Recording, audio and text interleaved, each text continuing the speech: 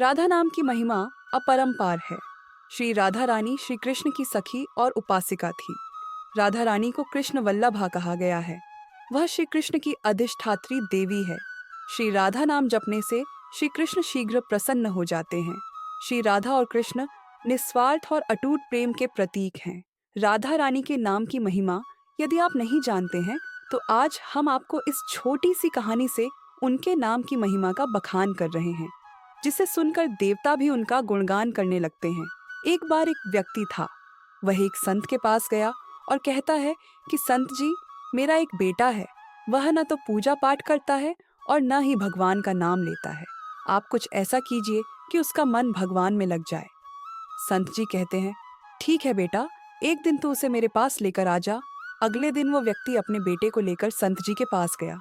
अब संत जी उसके बेटे से कहते हैं, बेटा बोल राधे राधे।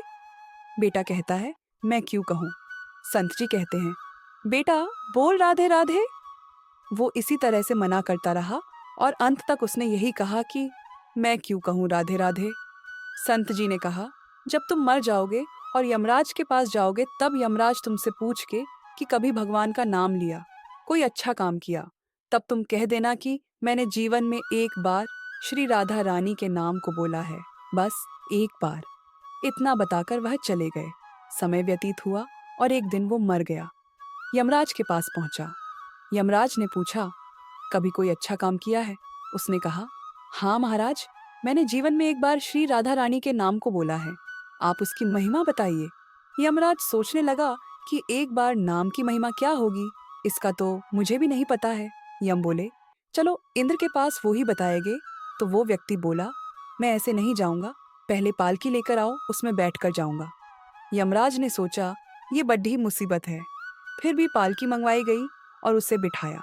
चार कहार पालकी उठाने वाले लग गए। वो बोला, यमराज जी, सबसे आगे वाले कहार को हटाकर उसकी जगह आप लग जाइए। यमराज जी ने ऐसा ही किया।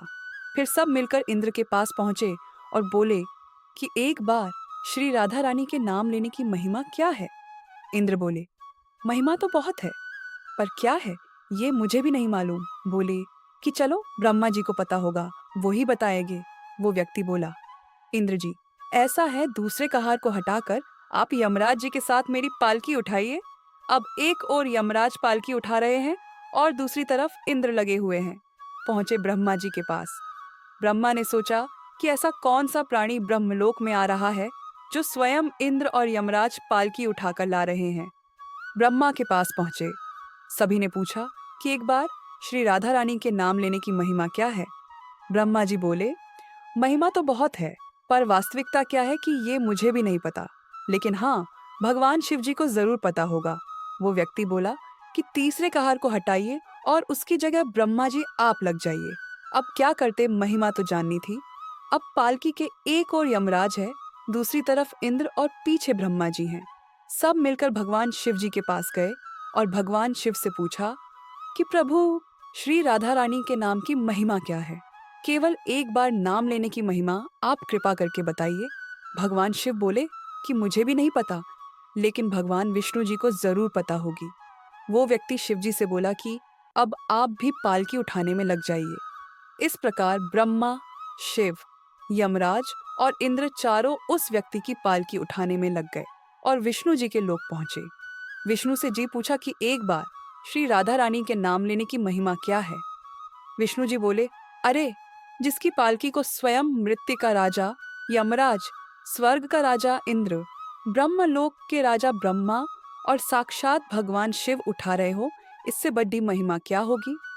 जब सिर्फ एक बार श्री राधा रानी नाम लेने के कारण आपने इसको पालकी में उठा ही लिया है, तो अब ये मेरी गोद में बैठने का अधिकारी हो गया है।